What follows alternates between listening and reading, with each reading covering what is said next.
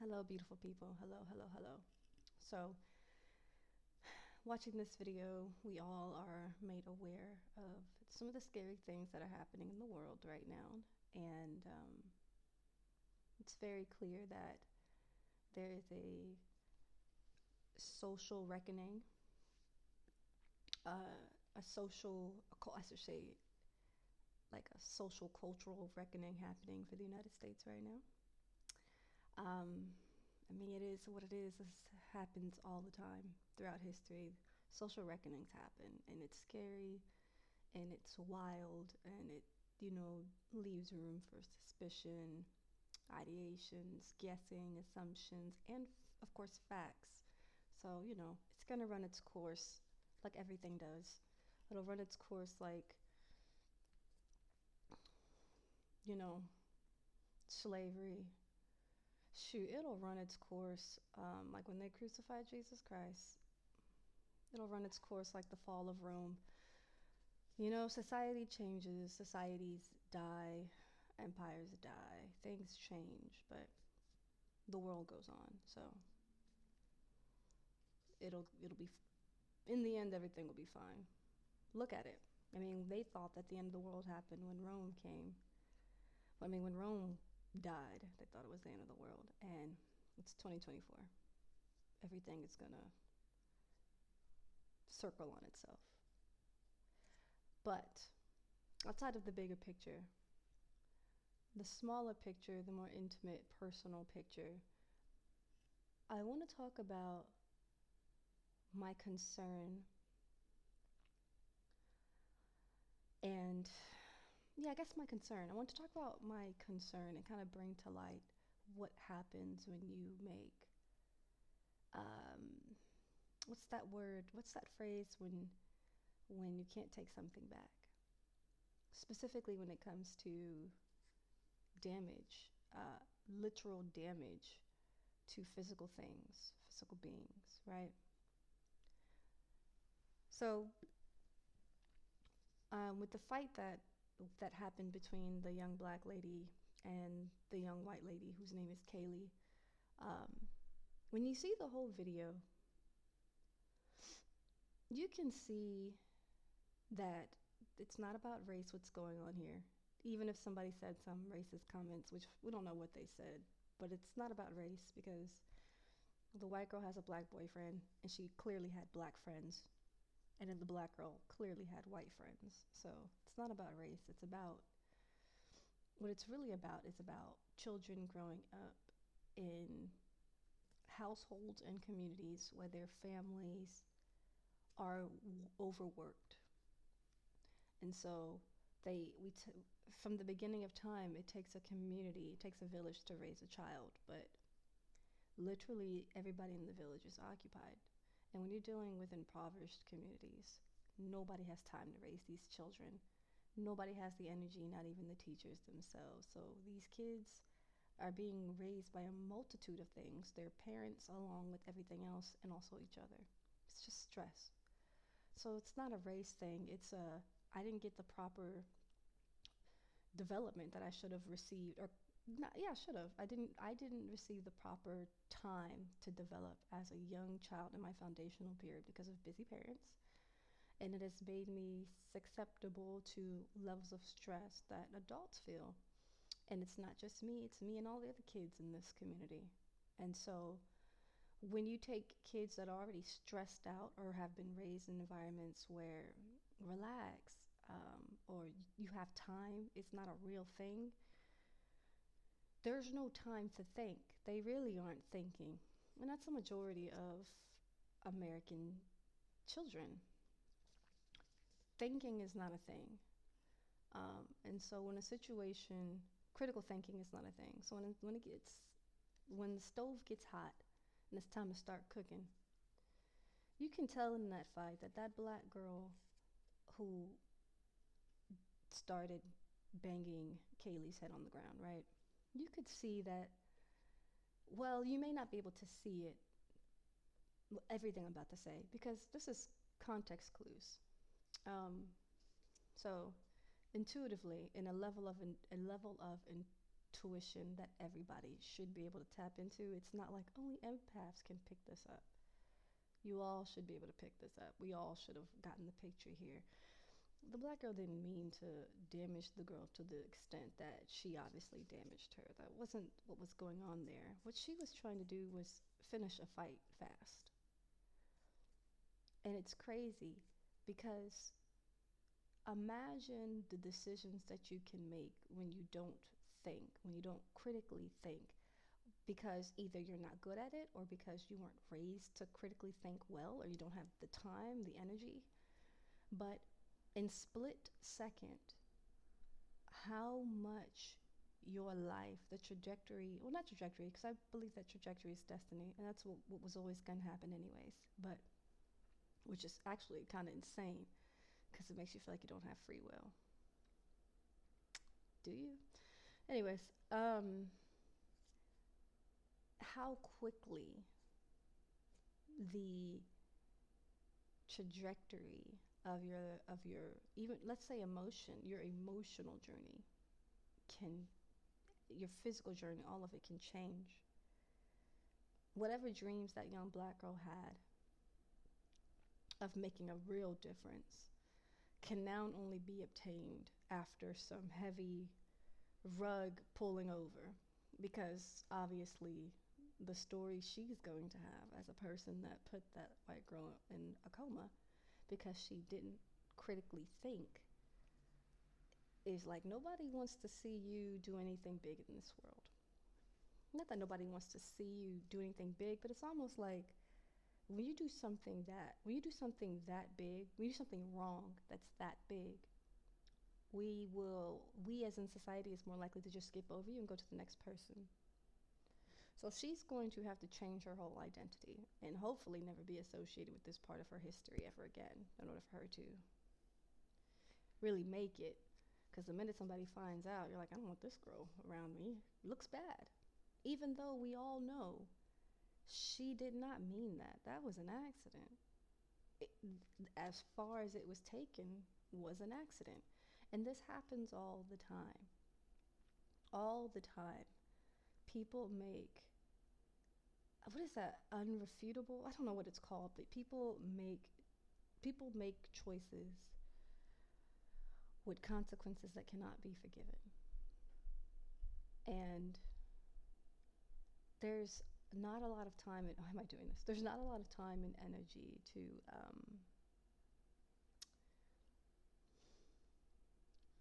think about, okay, there's time. There's time. There wasn't enough time in your childhood, but in the present moment, there's time. There's not enough ability or energy to really think about how this could play out. And a simple thought like, I want to finish this fight fast. I'm just going to finish it quickly. A simple desire to quickly end a fight. And this is a fight, so this isn't a pistol fight. This isn't shooting. It's not no pow-pow fight. It's not even a weapon fight. This is the most respectable way to one-on-one with your hands and in somebody in your weight class. Those two aren't in the same weight class, but let's be realistic. When you have, teenagers that are fighting, they're not thinking about weight class. They're thinking about, does the problems that we have each other, are those in the same weight class? Like, is the issue I have with you within the same weight class? So wanting teenagers to fight within their weight class is a little unrealistic. And that's also the beginning of time. Beginning of time, actually, minus the time when kids were fighting in the military, because then they literally would train those kids with their weight class. So it's different. But, and they didn't call it the military. What they call that? I don't know what they would call that back in those days. Back in the days when everybody, as soon as you were 12, they put a sword in your hand. We're talking about like medieval times then. But these kids now, ain't nobody fighting in their weight class. The weight class is the issue, not the actual weight. Need to close these blinds. You know what? Give me a second.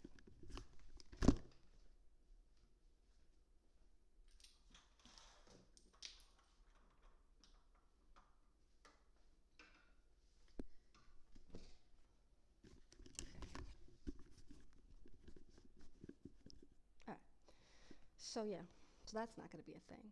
But something as simple as I'm gonna finish this fight quickly, so I can move on with my day, so we can move on to the next step, so we can end this negative banter. I guess it's not banter, but this argument. How quickly that turned into almost killing somebody. How quickly that turned to I want to end a fight quickly till I put somebody in a coma, and now they will never be the same. They'll never be the same. However, Kaylee comes back when she fully wakes up, she will never be the same. Even if all her memory, like even if she wakes up and has all her memory, or even if she wakes up and in 3 years she gets all her memory back, that girl experienced brain damage. She will never be the same. She may look normal, and then randomly something in her mind will, like, she'll probably twitch and be like, oh, what was that? Oh, that's when I got my head bashed into the ground. She'll never be the same, right? So how quickly I want to end a fight fast turns into I gave someone else brain damage. What that young black girl is going to turn into herself. So take not take Kaylee out the picture, but everybody keeps talking about Kaylee, which is a big deal. But that young black girl, and this isn't to take away from Kaylee. I'm just giving a different point of view, I'm just giving a different perspective.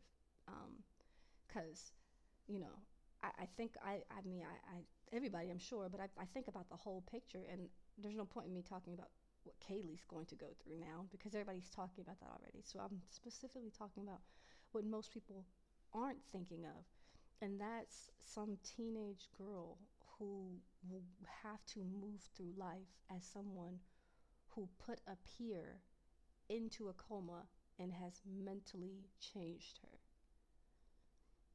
Imagine when this young black girl is going to try to go get a job. And not like, say nobody even knows. Say she goes on about her life and it dies off because social media does that. It doesn't necessarily matter if the company knows who she is. I mean, it does matter. But if the company doesn't know who she is or whatever, and she's 18 and she's trying to, or well, actually, let's say she goes to, well, first of all, college. Let's just stay there. High school. Finishing high school. That's going to be fucked up for that young black girl because everybody's going to be like, you're the girl that put Kaylee in a coma.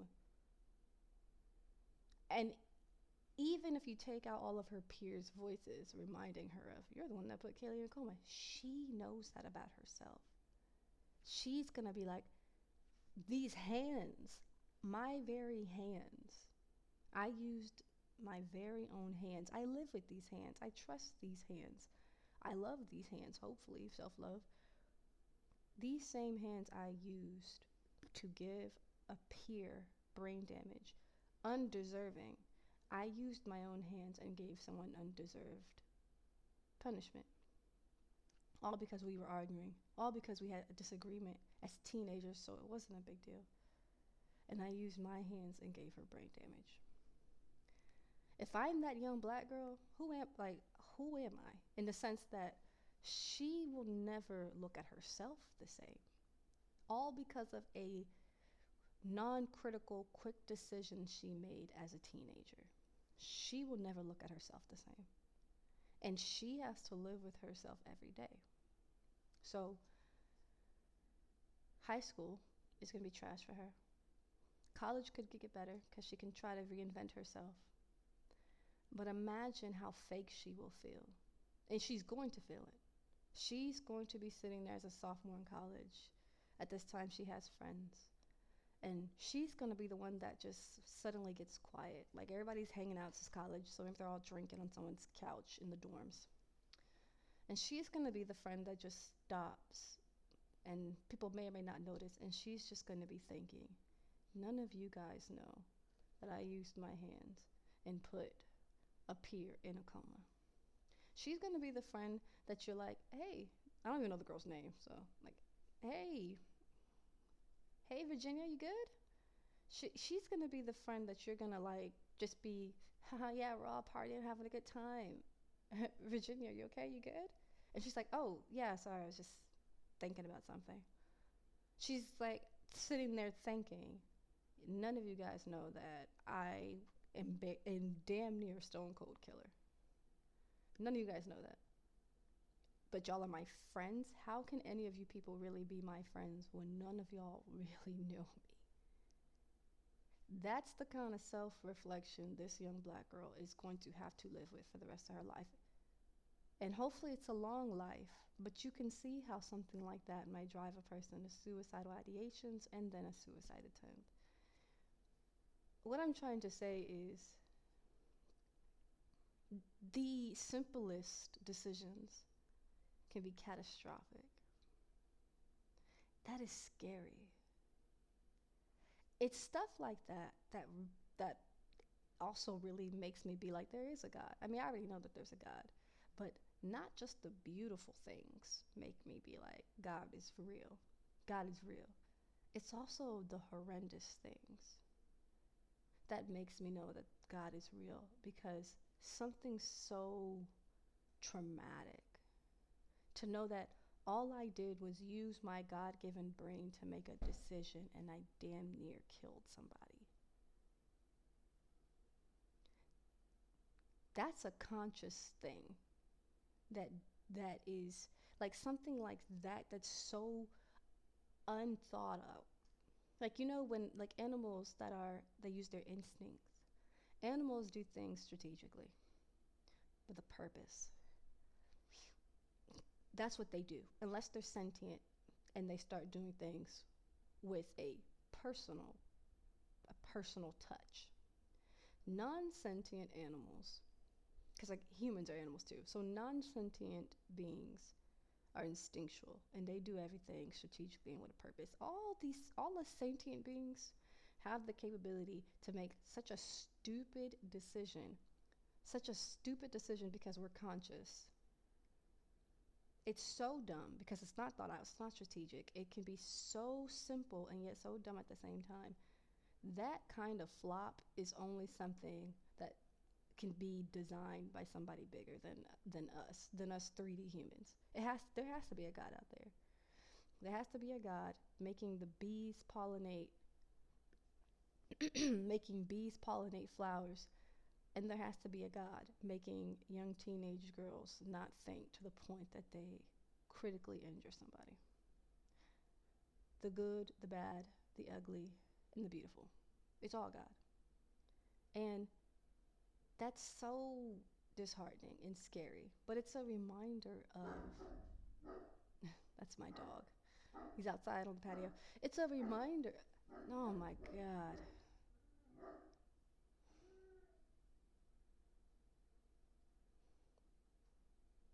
Is he gonna keep going? I don't know. He's probably just gonna keep going because whatever dog is being walked right now, he's gonna want to keep talking to it. Anyways, it's a reminder of what little control we really do have as humans. You are in control of a lot, but you're also out of control of a lot. So don't be so hard on yourself. Because seriously, something as like, what are the odds? Teenagers get into fights all the time, damn near every day. Teenagers are fist fighting damn near every day. But you were the unlucky bitch that literally almost put your peer into a coma. What are the odds? That's what we call destiny. For real. That's what we call past life karma.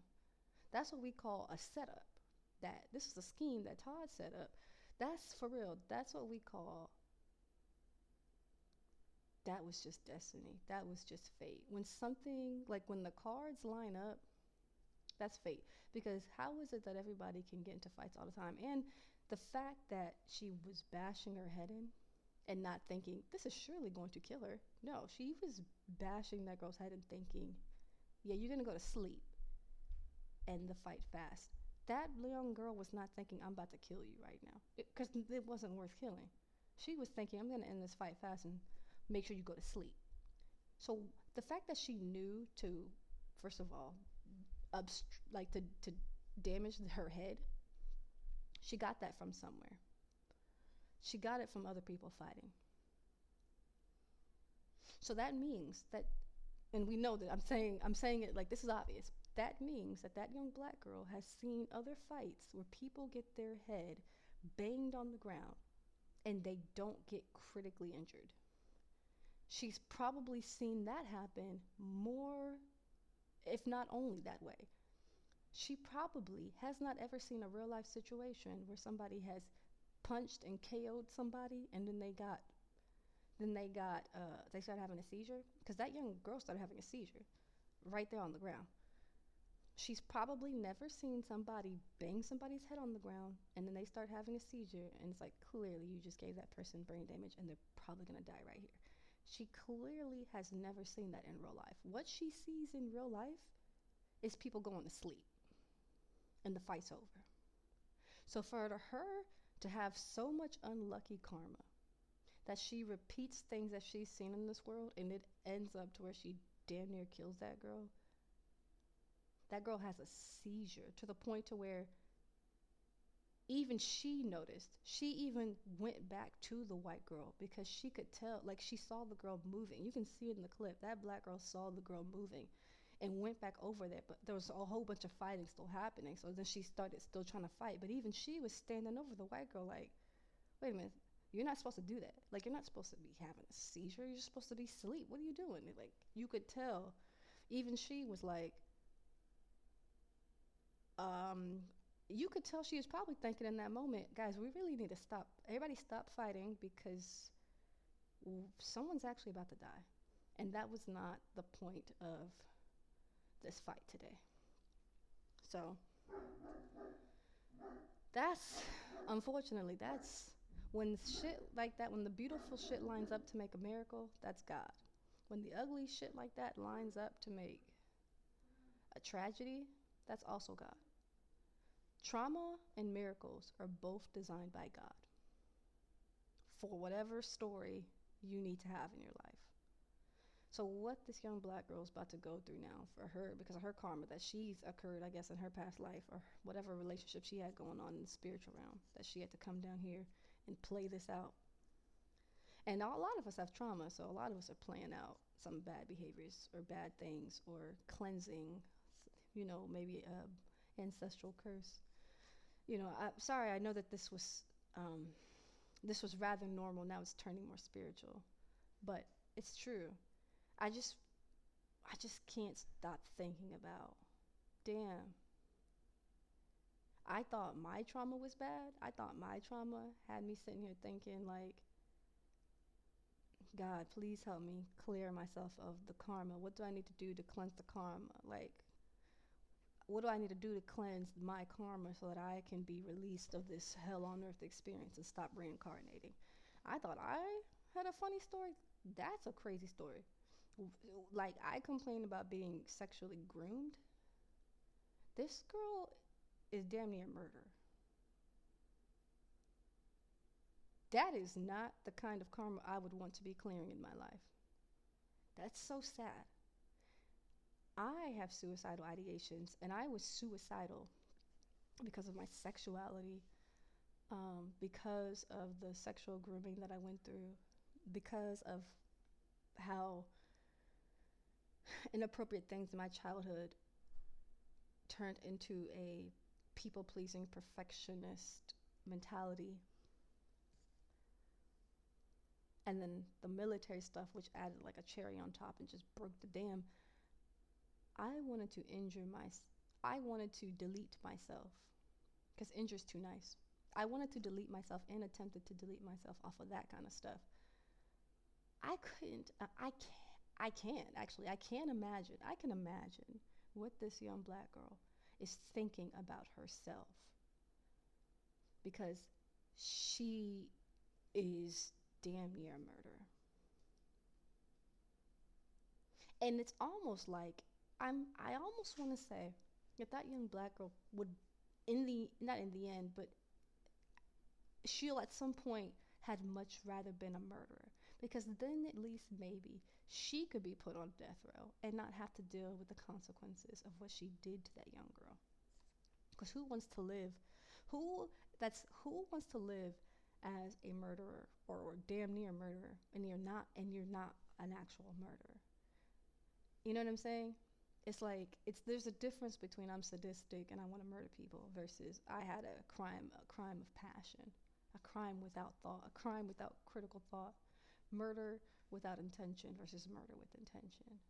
Those are two different kinds of people. And so to live as somebody with that kind of blood on your hands, prayers.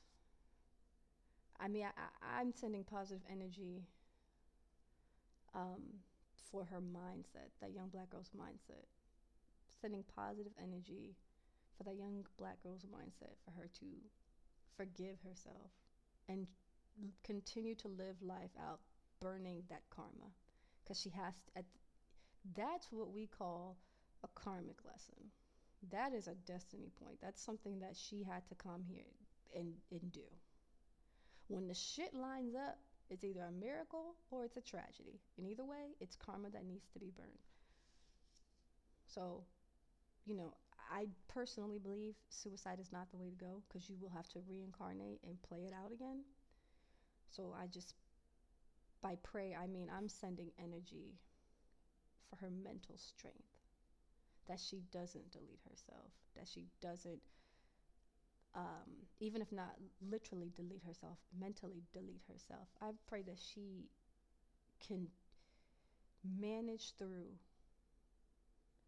the emotional trauma that she's gonna have to manage through as a damn near murderer, and eventually forgive herself so that she can burn that karma, and hopefully in her next incarnation, or if she gets to finally, you know, incarnate as something that's not a human, like hopefully incarnate into the upper echelons, incarnate as an angel or incarnate as a whatever else is up there that's bigger than us humans.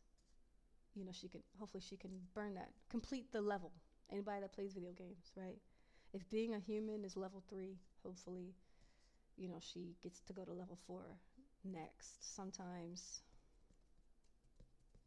it doesn't happen. Sometimes you can complete the level, but they're like, well, you didn't actually, you know, some of those games are set up where you think you finished, and they're like, yeah, but you only finished with 600 points, and technically in order to get to the next level, you need to finish with 3,000.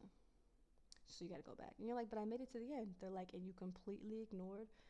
Like the game is like, yeah, you made it to the end without doing anything. You didn't go fight the crocodile. You didn't go beat the mega boss over here.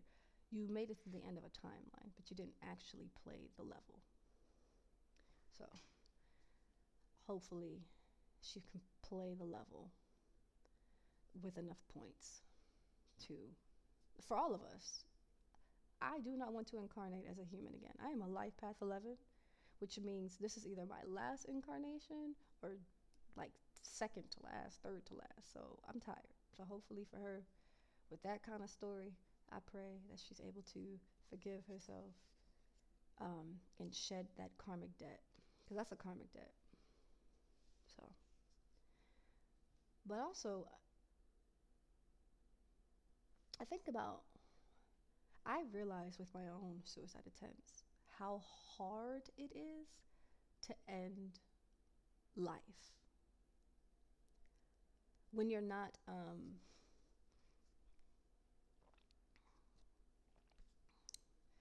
when you're not, when you're not, how do I say this? When you don't do it bluntly.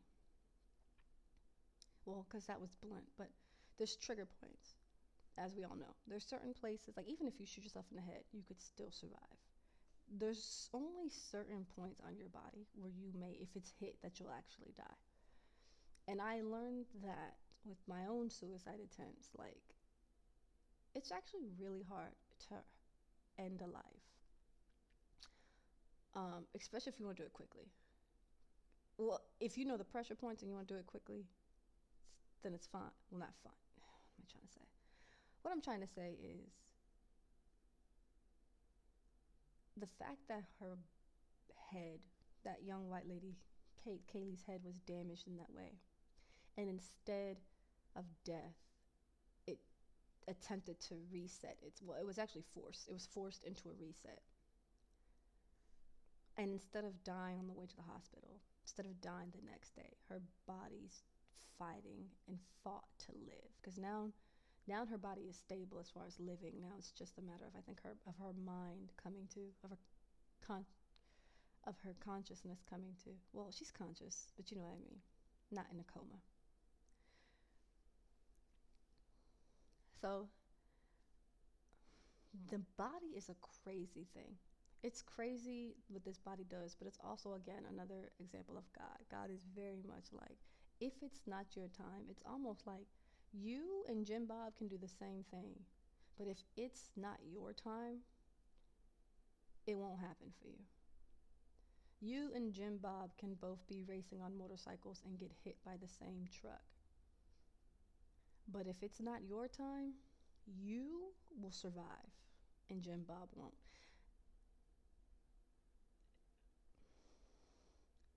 I don't understand how anybody could ever say God's not real.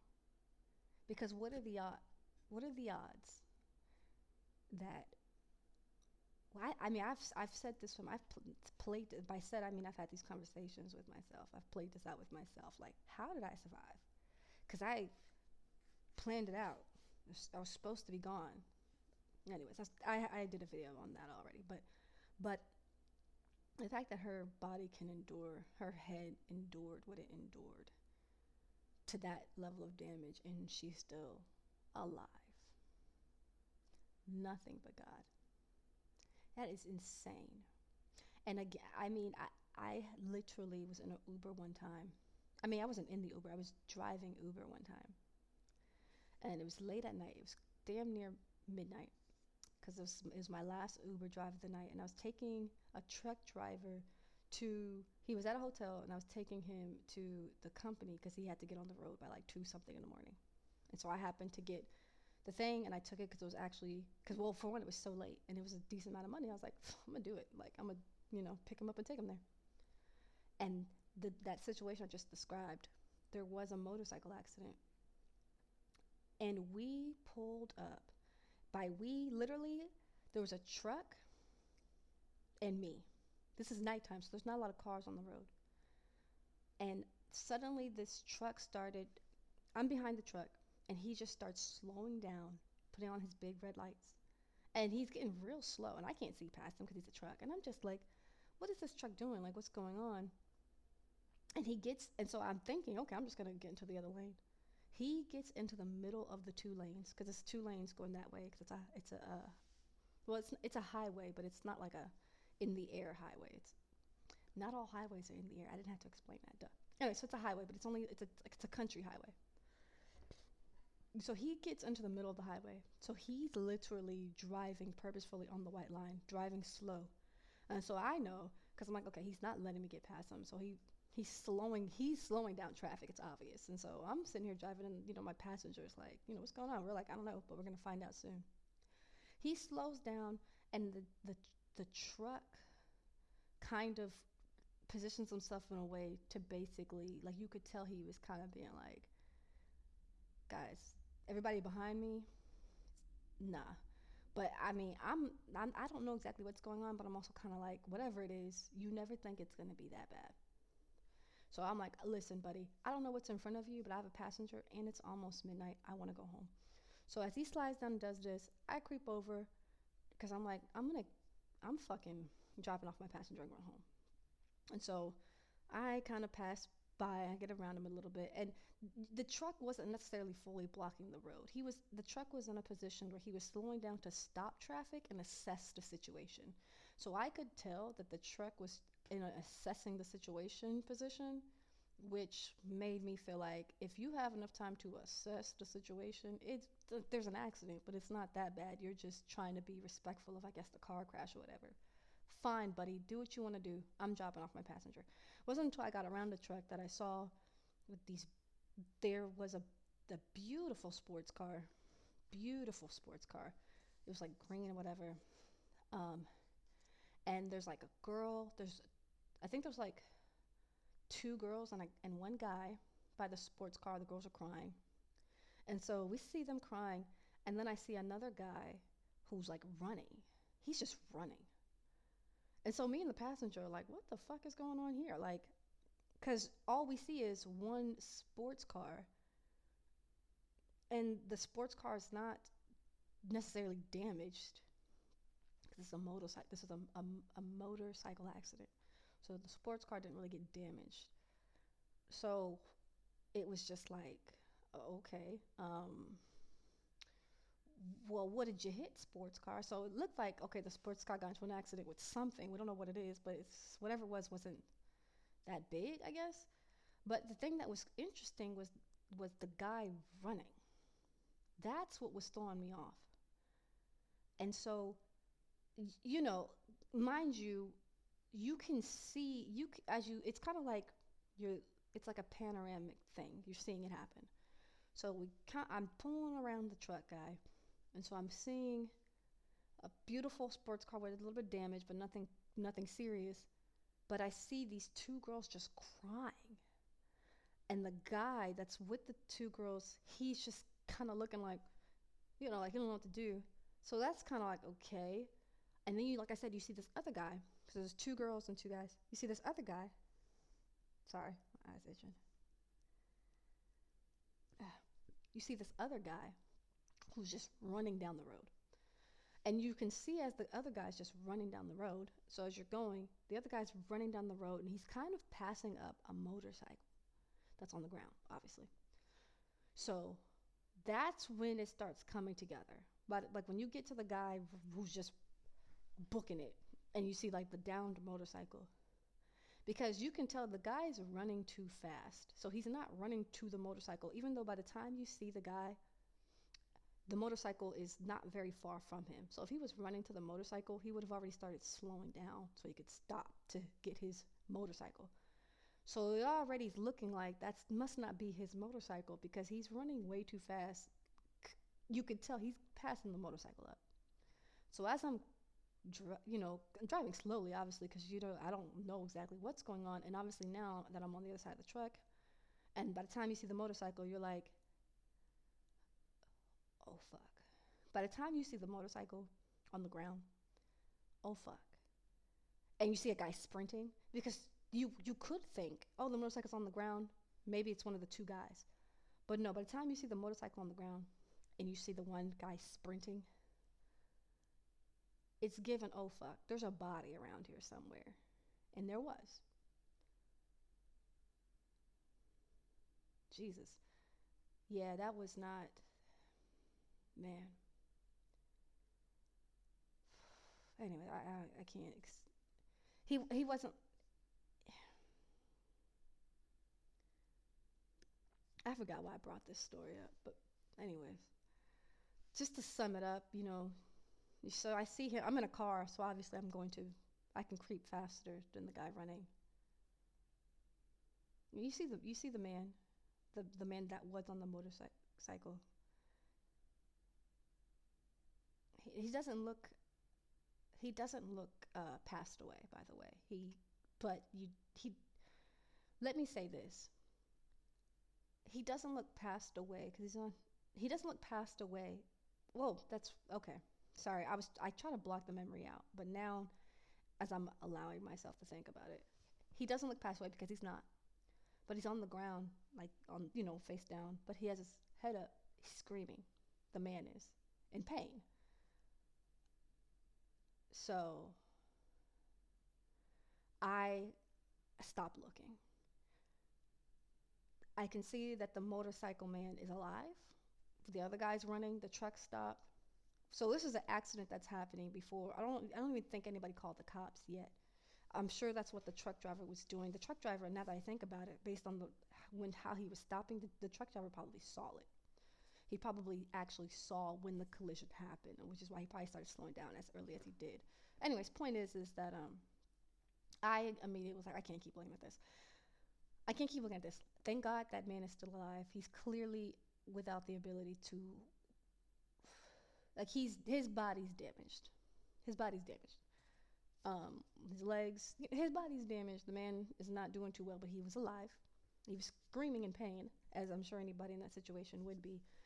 Um, but I'm saying all that to say, when I was younger, outside of our church, um, a little ways off on the highway, there was a motorcycle accident that occurred when I was younger, and it was the end of church, and I just remember 'cause church was just ending, but I just remember one of the elders coming inside and being like, "Pastor, come on, there was an accident on the highway." And I just kind of remember like all the ministers, you know, rushing outside and going off towards the highway because it was a kind of big building, and so the highway was off. It was going to be a run, but anyways, so it was quite soon after. I guess one of the ministers was headed to their car, saw accident commotion, and saw it was fresh, and did what any man of God would do, went to go get other men of God, and let me say this first, did what any man of God would do, and went to go get other men, and of course men of God, because you know it's a rescue mission at that point. But anyways, so as a kid, you know, obviously, even though my father's a pastor, so it's not like I was going anywhere, because my father was very much over there involved, whatever. But the kids were kind of off, like stay here, and the older kids were kind of in charge of making sure we didn't, and some of the women. But point is that that man on that motorcycle accident, he didn't survive. He didn't make it. He actually, it was an on-site kind of thing. I have no idea what that looked like. I was a kid, so we didn't get to see it, but you know, it was told that that man was not. He didn't make it at all. So two situations. Obviously, they could be different, but we're talking about an instance where someone being knocked and flown off of a motorcycle, and just the difference in someone on impact death and somebody not dying, and more than likely still alive. Um, just obviously, I don't know, maybe he was paralyzed. The man that I saw, maybe he was. I don't know necessarily how that turned out, but point is, he was alive. So it's just another testament to how what's for you is for you, in the sense that your destiny is something just designed by God. If it's not your time, you won't die. But also, what is that like? The karma if you don't die, right? Because when you die, the mission's completed. It's done. You get to move on. But imagine the man that didn't die. So I'm saying that to say, like, when you endure things that you survive, or when something traumatic happens that you play a part into, obviously you're gonna. It's not a life or death thing for you. But when you have a hand in something traumatic and you have to live with that, or when you are the thing that could have died but you live, I have never felt the same ever since I survived my attempt. Because I still can't make sense. How the fuck did I survive? I can't make sense of it. Science makes sense of it, right? Like, oh, well, because of this, that. It just happened to be that you didn't do this. And so it just happened to, not even I didn't. It just happened to be you didn't actually, I can't even say not enough. People's bodies are different. Somebody could have did what I did and not survived. I always make my videos too long. I'm sorry.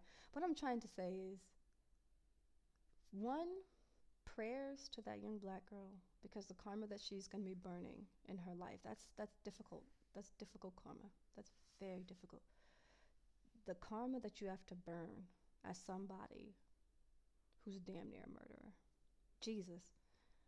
Like Jesus. Prayers for her. Obviously, prayers to Kaylee and her family.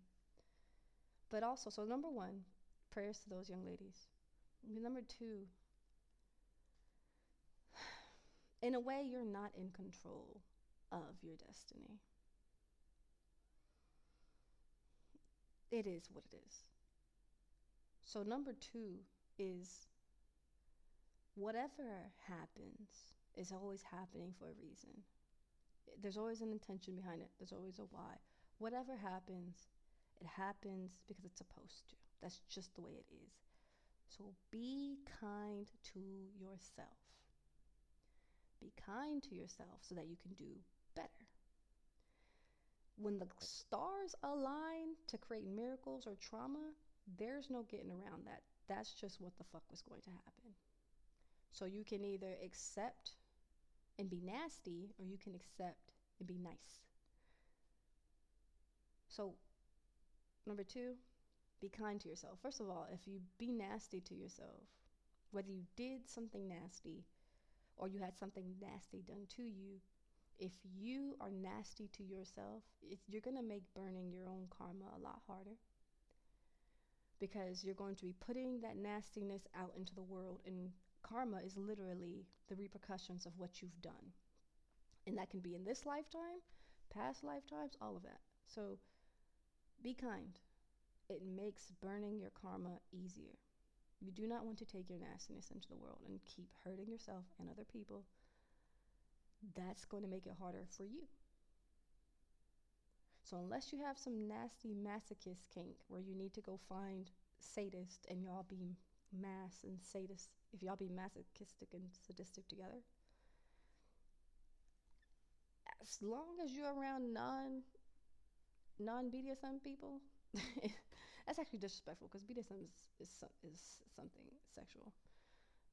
That kind of thing is like, if you into that kind of, if you're into that dark shit, keep that over there and do that with like-minded people, because then technically y'all are all being nice to each other. If you like to be hurt and they like to hurt you, everybody's being nice. Keep that over there. Don't bring your weird shit around other people. You gotta be nice where nice is warranted. So nice here may look different from nice there. Either way, be nice. Be nice. All right, this video, I hope y'all get something out of this shit I be saying.